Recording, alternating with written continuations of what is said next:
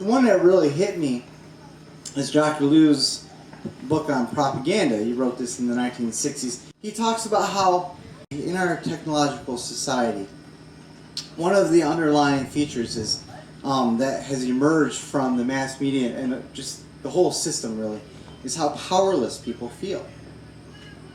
Because every problem is too big of a problem for any one person to deal with. In order to solve any problems, you have to get large numbers of people to go along with it.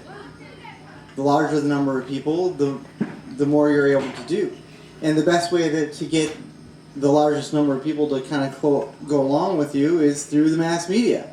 And if you happen to control that or know how to use that system, then that gives you a distinct advantage. And he talks about what the impact of this will be on people who do not have access to that.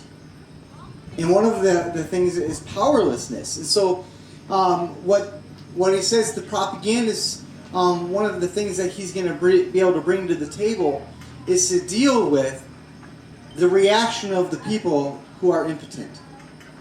And he says one of the things that we can do for them, it doesn't quite say it with we, one of the things that they will do for them is we will give them an outlet to be angry. We will facilitate their anger. And if you should think of like George Orwell's 2 Minutes of Hate. The idea is to get everyone angry. To give them their 2 minutes of rage. They're shouting and they're yelling about a united thing. And after they have become sufficiently angry and enraged, they can go back to their mundane, ridiculously banal life. Bored out of their minds with their 9 to 5, but they have done something actually. They are contributing members of society because they got angry at the right thing at the right time.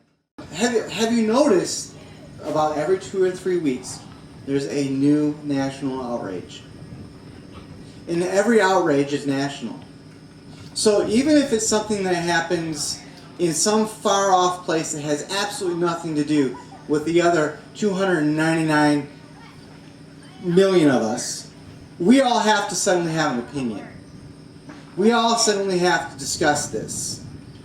I now have to decide whether or not I think the guilt of this protester or this police officer over here in this jurisdiction, these are the recent ones, right?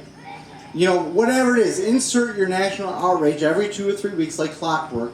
We're angry about the same thing at the same time, and we all have to argue about it. And if you wanted to take a minute to reflect on that and come upon a more considered opinion, by the time you want to tell people your opinion, they don't want to hear it because they're on to the new national outrage. One of the problems with dealing with this is that we want to do something about the things that we're dealing with, and this powerlessness is real, it's not sensed.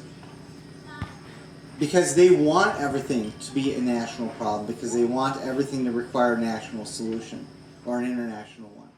If you believe, like the people who are doing all this study, if you believe that the way that you prevent the next world war or the next global Holocaust is by taming the masses, if you believe that sort of thing, then they want to take as much ability of you crazy people to inflict harm. They want to take it away, and all they're going to leave you is being angry.